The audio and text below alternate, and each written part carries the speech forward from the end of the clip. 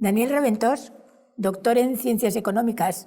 Vamos a hablar con usted de la renta básica universal, que no es dinero gratis, lo demostraremos, y lo vamos a hacer porque hay personalidades del mundo económico a nivel mundial que se están interesando mucho por esta modalidad de reparto de la renta de cada país. Uno de ellos es Mark Zuckerberg, el dueño de Facebook, por ejemplo, también el dueño de Amazon, empresarios políticos. ¿Por qué cree que se interesan por esta fórmula? Bueno, aparte de las personas que usted ha dicho, también efectivamente hay muchísima gente que en el último año, es decir, en el año entero que se ha acabado, que es el 2018, han hablado tanto de la renta básica, que es una propuesta que en este tiempo, en este año 2018, se ha hablado más que en toda la historia anterior de la humanidad, ¿no? Y bueno, yo creo que las causas de este interés son muy diversas, pero creo que al menos hay dos o tres muy importantes. Una de ellas es que realmente las condiciones de vida de la inmensa mayoría de la población son peores que hace 10 años, antes del inicio de la crisis, ¿no? Esta es una razón, por lo tanto, pues hay gente que se pregunta, bueno, en fin, la gente cada vez está viviendo, al menos comparativamente, peor. Esta es una razón, y luego una que me parece muy importante, que es el fracaso de los subsidios condicionados, es decir, de los subsidios para pobres. Los subsidios para pobres, pues es lo que conocemos históricamente, especialmente después de la Segunda Guerra Mundial en Europa, y es lo que también hemos experimentado aquí en el Reino de España, empezando por la Comunidad Autónoma Vasca, que fue la primera. Y bueno, pues estos subsidios, con las diferencias que hay entre la Comunidad Autónoma Vasca, que es la más generosa, y la murciana o Madrid o la andaluza, que son de las peores, ¿no? Bueno, pues incluso con estas diferencias, pero lo que está claro es que ni tan solo el País Vasco ha tenido un resultado con estos subsidios, al menos tal como se lo habían esperado. Entonces podemos hablar de fracaso en general, ¿no? Bueno, estas son dos razones que han hecho que haya gente, incluso de formas políticas distintas de pensar, que hayan girado la vista hacia la renta básica incondicional. Vamos por partes, porque el dueño de Amazon decía recientemente que ellos lo que necesitaban eran consumidores a nivel mundial. Paradójicamente, estamos asistiendo a una unificación de la fortuna del dinero en pocas manos. Quizás a ellos les interese un reparto equitativo de la riqueza para tener más consumidores de manera egoísta. Bueno, vamos a ver, yo creo que a ellos no les interesa el reparto de la riqueza. Esto, seamos claros, puede haber, por supuesto, alguna persona entre ellos que, por diversas razones, que pueden ser incluso morales, ¿no?, pues considere que estaría bien una cierta mejor redistribución de la riqueza. Lo que efectivamente creo que algunos, como lo han dicho explícitamente de los grandes ricos, pues ven con la renta básica, como usted misma decía, es una posibilidad de consumo por parte de una fracción de la población que actualmente no lo tiene, ¿no? Es lo que alguno de estos grandes ricos ha dicho más de alguna vez, ¿no? Yo prefiero vender 1.000 aunque me saquen 500 de impuestos que no vender 100 aunque solamente me saquen 10, ¿no? O bien, dicho de otra forma, lo decía muy curiosamente o muy graciosamente Nick Hanauer, ¿no?, uno de estos grandes oligarcas, decía, yo, miren, llevo los mejores zapatos del mundo, miren, llevo los pantalones seguramente más caros del mundo, pero me puedo comprar 20 zapatos o 30 y tal, pero no me puedo comprar 1.000, no tiene sentido, ¿no? En fin, esto es cierto. Lo que sí que de todas maneras es importante destacar es que las propuestas de renta básica incondicional de gente como la que usted ha nombrado, Nick Hanauer como la que he nombrado, y la de las propuestas de la izquierda en general varían mucho.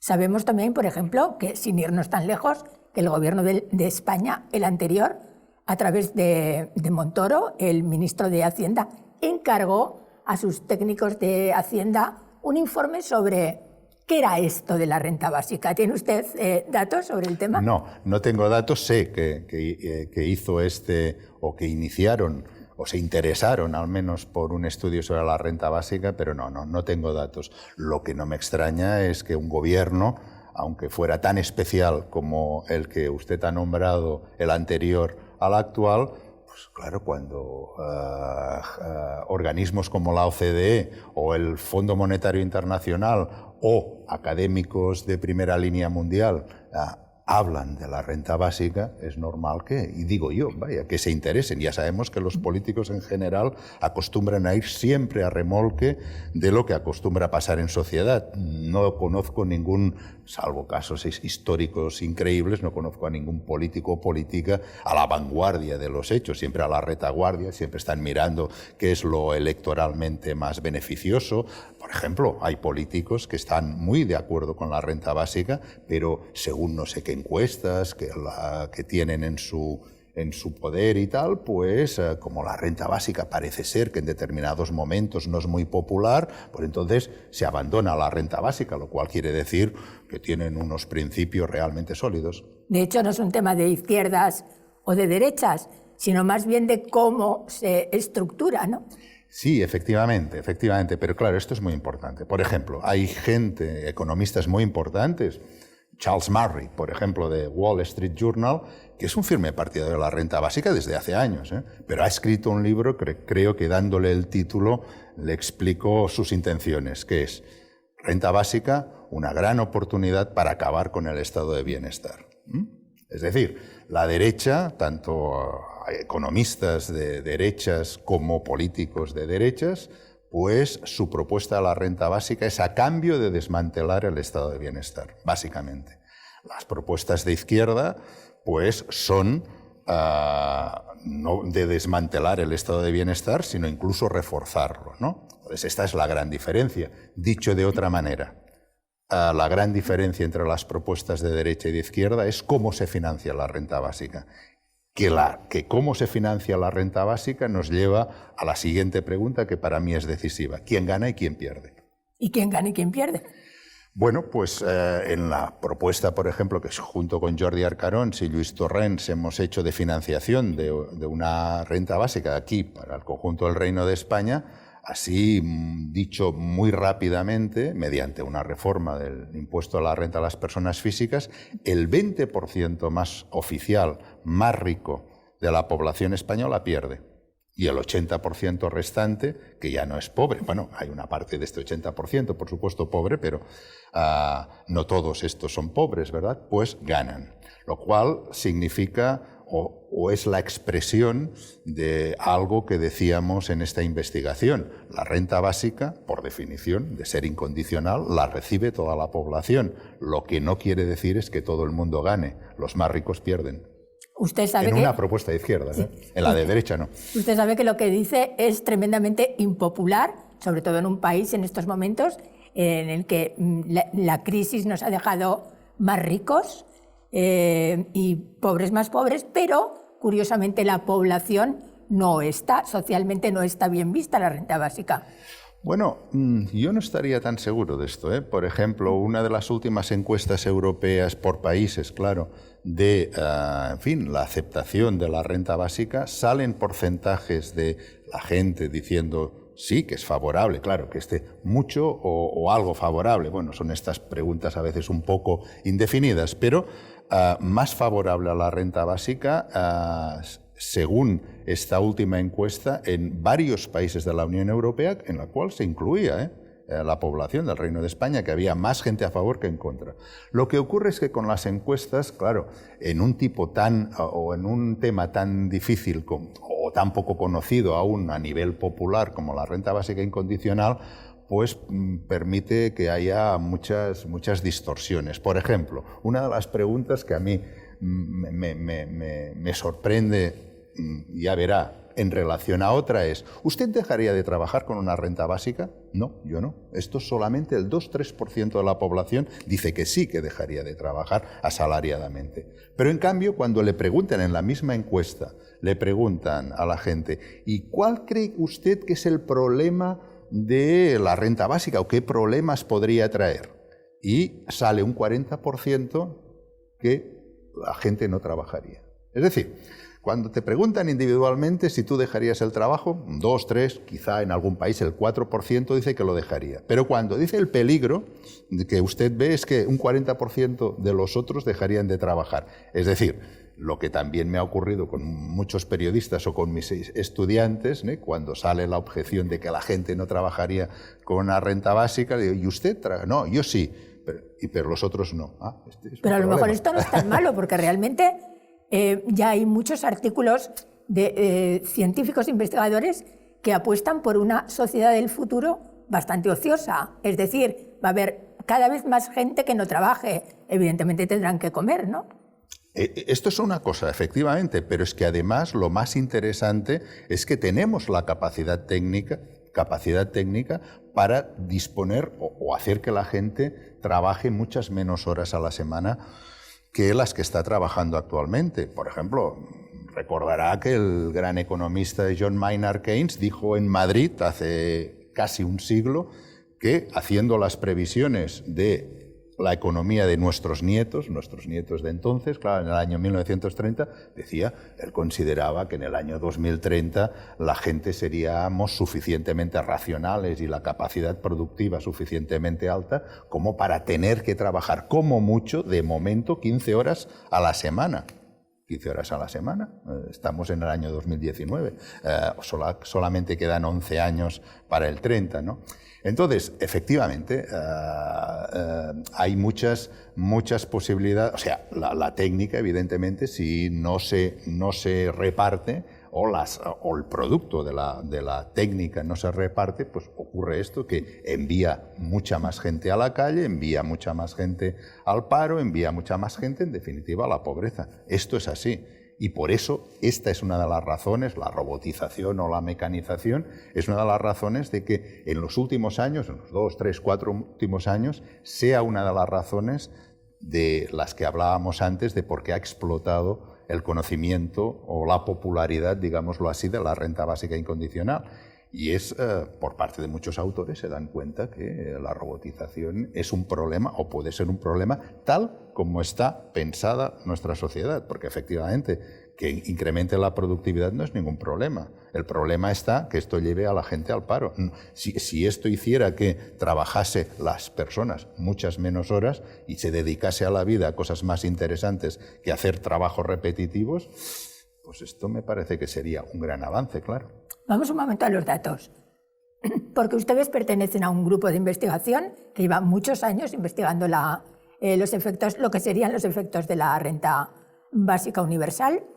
Dígame, ¿han hecho ustedes números con respecto a cuánto le costaría al Estado español, por ejemplo, la instauración de una renta básica universal contra el montante de los subsidios que en estos momentos están dando a la sociedad? Es que precisamente usted lo ha explicado muy bien. Es decir, hay lo que Guy Standing, otro economista firme partidario de la renta básica y el teórico del precariado, a veces ridiculiza la situación diciendo: los economistas de servilleta, ¿no?, hacen el cálculo según el cual la renta básica es imposible de financiar porque hacen el siguiente cálculo: tantos euros por persona, los que sean, por tantos millones de personas del país que sea, significa tantos miles de millones de euros, lo cual significa un porcentaje del Producto Interior Bruto insoportable, con lo cual no se puede financiar. Claro, esto es el coste bruto, pero luego vayamos a ver las partes que quedan compensadas. Por ejemplo, en cuanto a asignaciones públicas monetarias, que no quiero decir en especie, es decir, ni educación pública, ni sanidad pública, ni esas cosas, repito, asignaciones públicas monetarias, el Estado se ahorraría 93.000 millones. 93.000 millones aproximadamente. Esto sí. Hará un cierto tiempo, ¿no?, se ahorraría 93.000 millones.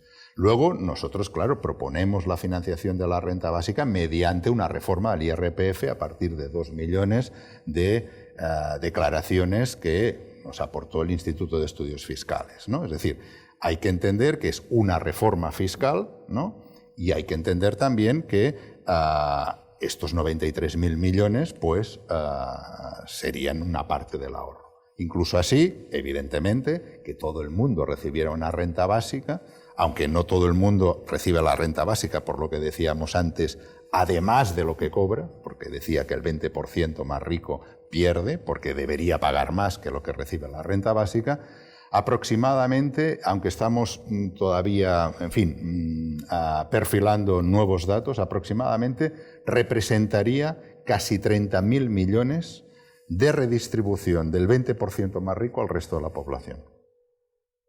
Esto sería, digamos, el coste de la renta básica. Hay cuidado, que nosotros solo financiamos la renta básica, o en este proyecto solo financiamos mediante, insisto, una reforma al IRPF, pero hay muchos otros impuestos que podrían perfectamente o parcialmente ayudar también a financiar la renta básica, entre otras cosas porque somos un Estado, estos son números oficiales, donde se paga por parte de casi toda la parte de la población, no solamente a los más ricos, bastante menos impuestos o porcentaje de impuestos que países que más o menos podríamos llamar de nuestro entorno de la Unión Europea. A estas alturas de la entrevista, seguro que ya hay mucha gente pensando lo que nos faltaba para el efecto llamada y además, parte 2, todas esas personas, ese núcleo de la población que piensa que los inmigrantes son los que se están llevando las ayudas en este país. ¿Cómo resuelven ustedes esta ecuación? Vamos a ver, los estudios sobre inmigración, yo no soy un especialista sobre inmigración, pero una de las cosas que se destaca es que los inmigrantes pobres de los países pobres, que son los que preocupan, porque los alemanes de Mallorca no preocupan, por ejemplo, estamos hablando de inmigración, supongo, de los pobres de países pobres. Una pregunta, un paréntesis. ¿Estos inmigrantes ricos también cobrarían la renta básica universal en España? ¿Suponer? Bueno, ojalá estuviéramos en un momento ya de perfilar esta precisión. Claro, yo creo que mientras fueran ciudadanos alemanes deberían cobrarlo en Alemania. Pero bueno, esto ya sería en todo caso algo que ojalá tuviera que pensar mucho. El debate parlamentario, ¿no? Efectivamente, porque quiere decir que ya estamos a punto de implantar una renta básica. No, pero volviendo a lo de antes, los pobres de los países pobres no emigran sabiendo, en la inmensa mayoría, cómo están las condiciones para ellos en los países supuestamente de acogida. Ellos emigran porque tienen la existencia material en sus países de origen completamente destrozada. Entonces, se van porque creen que van a encontrar una vida algo mejor o bastante mejor que en sus países de origen. Lo de la renta básica es un problemilla comparado con el problema grave que tienen en los países pobres, tienen las condiciones completamente destrozadas. Lo que ocurre precisamente es que una cosa interesante es que hay un interés por la renta básica incondicional cada vez más en muchos países pobres, porque así evitaría la emigración de en mayor caso, de jóvenes que en algunos casos están muy formados y que por lo tanto todo el coste de la formación que han tenido en su país de origen pues no se pueden beneficiar en absoluto, ¿no? Llevamos toda la entrevista, no sé si se da cuenta, en una especie de tira y afloja, porque usted la llama incondicional y yo la llamo universal. ¿Por qué? Bueno, no. Es que, claro, para mí, y aquí estoy completamente de acuerdo con Guy Standing, por volverlo a citar, o con otros autores defensores de la renta básica, lo mejor es renta básica. Sin más, sin ningún calificativo más. Lo que ocurre es que como hay gente que habla de rentas básicas, ¿no? Y entonces, de rentas básicas en plural, ¿qué quiere decir? Y entonces te salen cosas como los subsidios para pobres de muchas comunidades autónomas, o incluso comunidades autónomas como Extremadura, que tiene el nombre de renta básica, lo que es una renta para pobres y tal. Entonces, claro, parece que haya que aclarar un poco que me estoy refiriendo a la renta básica incondicional o universal. Pero digamos, esto no es... Hay gente que incluso le ponen los dos calificativos, renta básica universal e incondicional, para que no haya duda, ¿no? Yo creo que la característica quizá más definitoria de la renta básica es justamente la incondicionalidad, que es lo que la hace más polémica para mucha gente, claro, pero que esta característica de incondicional es la que la hace, en fin, más interesante desde muchos puntos de vista, ¿no? Con la renta básica incondicional o universal, ¿debería poder vivir una persona o se considera simplemente una ayuda? No. Vamos a ver, esta pregunta es muy interesante porque justamente, bueno, permítame hacer un par de pasos. Sí, por supuesto. Pasos, ¿no? Pero estamos hablando de qué cantidad, ¿no? Es decir, para contestarle directamente a su pregunta, ¿no?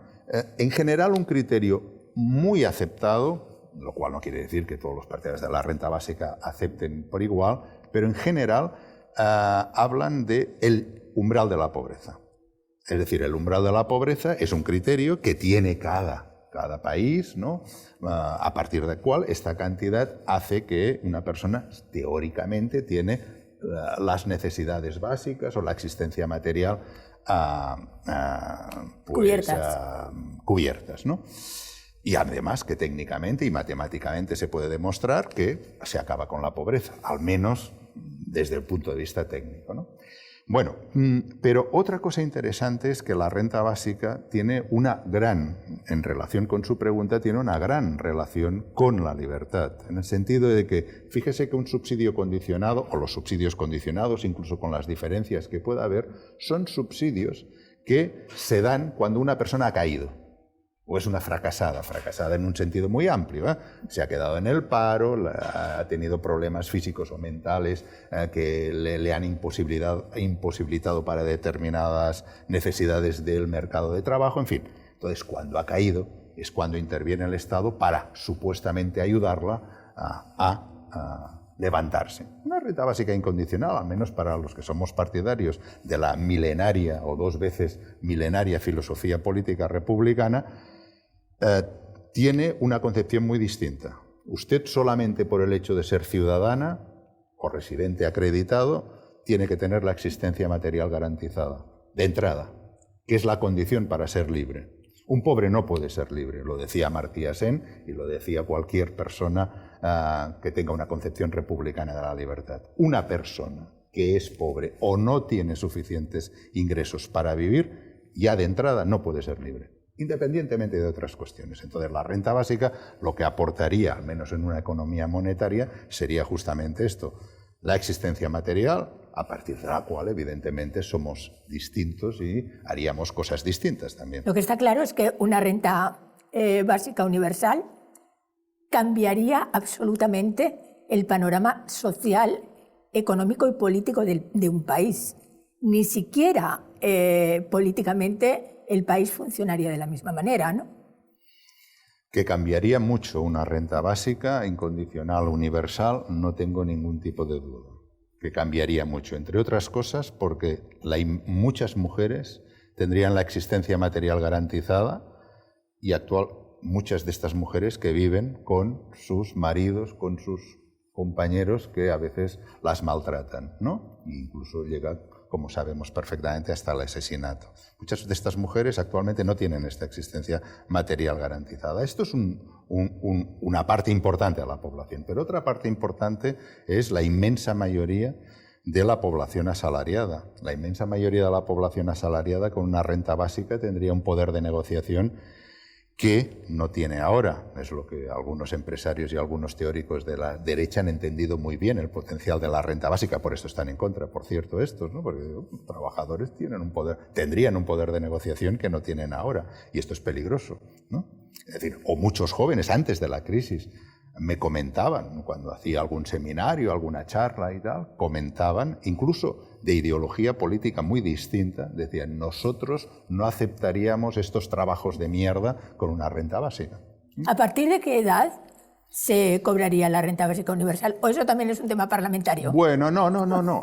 Por ejemplo, hay distintos criterios, es decir, evidentemente todos los adultos, ¿no? Claro, esto de adulto normalmente lo dice pues cuando una persona es adulta, puede variar en los países, pero claro, nosotros aquí 18 años, ¿no?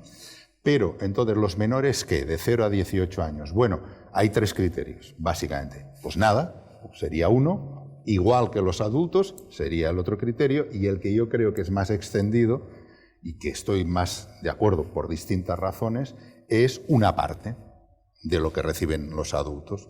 Podemos decir un tercio, un cuarto, un quinto, esto, en fin, podríamos entrar a valorarlo, pero efectivamente debería ser para mí, alguna cantidad, una fracción de lo que reciban los adultos, hasta que se convierten en adultos, que esto es automático, claro, 18 años. Lo de la transformación radical de la sociedad se lo decía por Finlandia. Finlandia ha terminado ahora con un programa que se implantó en 2018 sobre renta básica universal en un sector de la población, 2.000 personas de 175.000 con unas características muy peculiares, eran parados de larga duración y jóvenes también. Sin embargo, no ha habido conclusiones. ¿Qué es lo que cree que ha podido fallar? Bueno, es que, claro, es que los proyectos piloto que se han hecho en muchos sitios del mundo, y este de Finlandia fue el más conocido por ser Finlandia, ¿no? Es que, claro, pueden informar de cosas de muy pocas cosas. Pueden informar respecto a lo que sería una renta básica en el conjunto de la sociedad, ¿no? ¿Por qué? Porque son, como usted misma decía, son personas que se han elegido por lo que sea, pero o han sido, en fin, candidatas, pero están aisladas entre sí.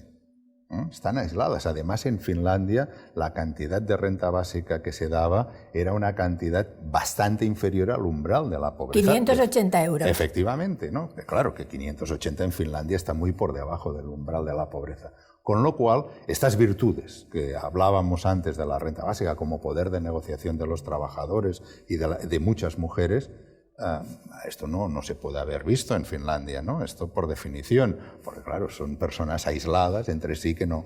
Entonces, además hay un problema con los experimentos piloto muy concreto, y es que la gente sabe que forma parte de un experimento, con lo cual esto se acaba con el tiempo rápido, puede ser 2 años, 3, depende del experimento, ¿no? Aunque sobre los experimentos de la renta básica creo que quien lo ha dicho mejor es un periodista, Scott Santens, que dijo hace relativamente poco algo muy provocador, pero que a mí creo que es más profundo de lo que aparece a primera vista, y es, para una renta básica hace falta experimentos, ¿verdad? Para mí yo creo que ya no hace falta más experimentos, es como si se hubiera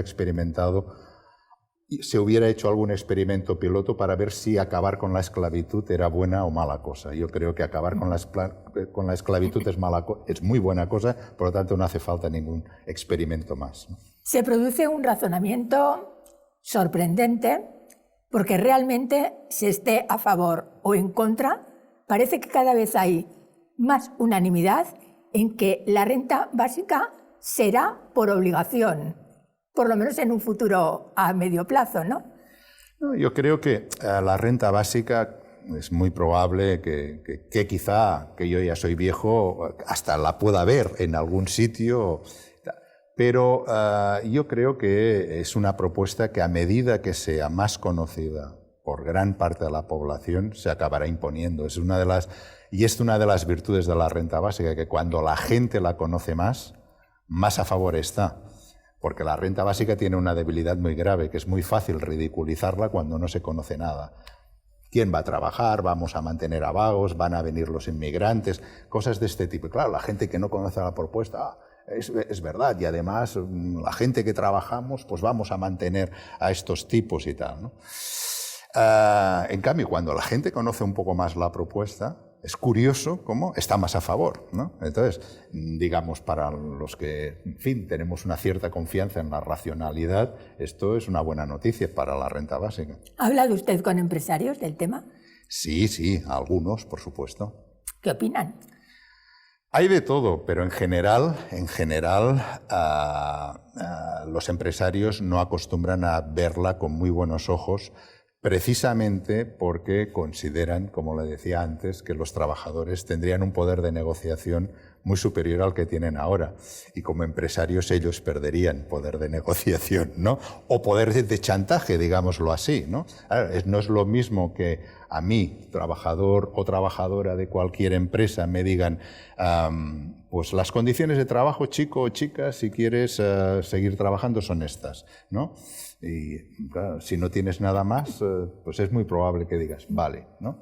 En cambio, con una renta básica, pues lo siento, pero no acepto estas condiciones. Nos volveremos a ver. Hemos hablado de los subsidios. Hablemos de la seguridad social. ¿Cómo se financiaría la seguridad social en un sistema donde todos cobráramos una renta básica universal que posiblemente, por lo menos en Finlandia, no estaba sometida al pago de impuestos.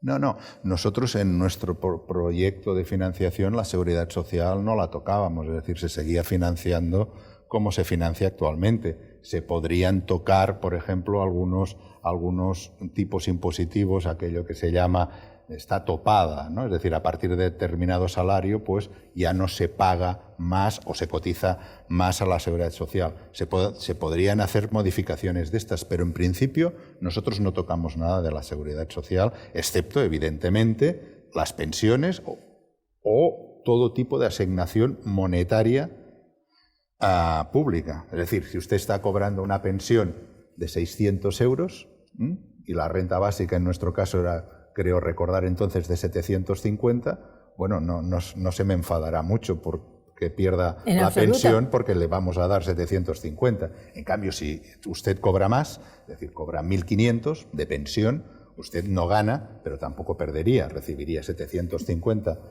en calidad de renta básica y la otra cantidad, los otros 750 hasta 1.500, la recibiría como complemento. No se trata de que usted pierda como pensionista, ¿no? Hemos hablado de los empresarios, vamos a hablar del gobierno. No sé si en estos meses de gobierno socialista con Pedro Sánchez han tenido ustedes la oportunidad de hablar con algún departamento y plantearles el tema de la renta básica. No, ellos son partidarios, no. O sea, bueno, sí, algún contacto ha habido, pero son más que nada personales. No son que el gobierno quiera hablar con nosotros, que va, ni pensarlo, ¿no? Digamos, lo que propone el gobierno, que es el mínimo vital o el ingreso vital, creo que le llaman, es una renta para pobres normal, como, en fin. Lo que pasa es que se cambian los nombres, como en las comunidades autónomas, ¿no? Uno se llama salario social, otra aquí en Cataluña renta garantizada de ciudadanía, otro renta mínima de inserción, depende de la comunidad autónoma, y el gobierno le ha llamado mínimo vital. Pero es exactamente la misma concepción, la de siempre. La recibe de forma condicionada, porque esta es la gran diferencia con la renta básica incondicional, de forma condicionada a la persona pobre o que reúna ciertas condiciones o que no llegue a determinado nivel de renta, es decir, lo que ha fracasado y sabemos que fracasará, se haga como se haga. Sí, porque realmente las personas que han entrado en estado de pobreza absoluta, ya el sistema tiene recursos, está aplicando recursos para que no caigan del todo, ¿no? Pero caen.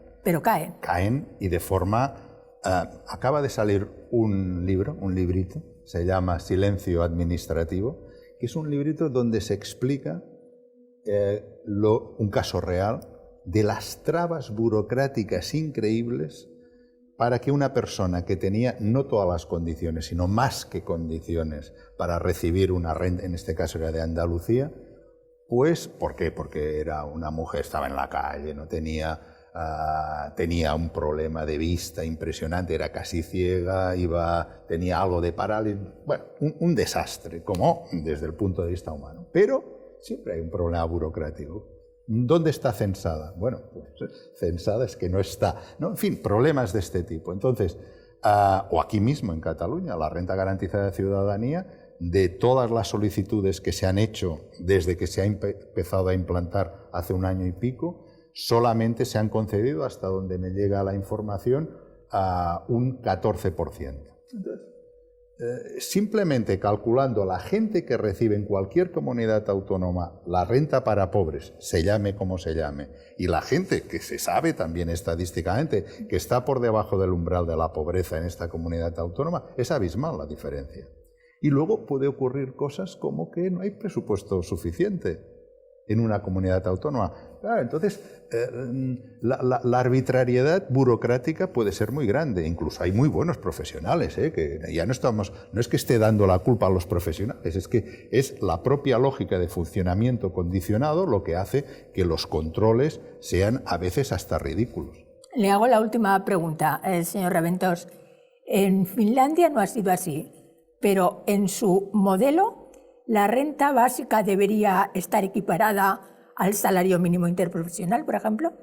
No necesariamente. Para mí sería suficiente que la renta básica fuera, al menos en un principio, luego veríamos, ¿no? Pero al menos en un principio igual al umbral de la pobreza. Es decir, el salario mínimo interprofesional está por encima, algo por encima del umbral de la pobreza, ¿no? Yo creo que, digo que es un buen criterio porque, por aquello que decíamos antes, una persona pobre no puede ser libre. Usted es economista, doctor en economía. Es un poco sorprendente que en España un economista hable de la renta básica universal. Por lo tanto, se lo agradecemos muchísimo habernos sacado de dudas y muchas gracias. Pero cada vez creo que habrá más economistas que estarán a favor. Esperemos. Al menos los más listos. Por lo menos que se debata y que se vea si es posible. Muchísimas gracias. Gracias a vosotros.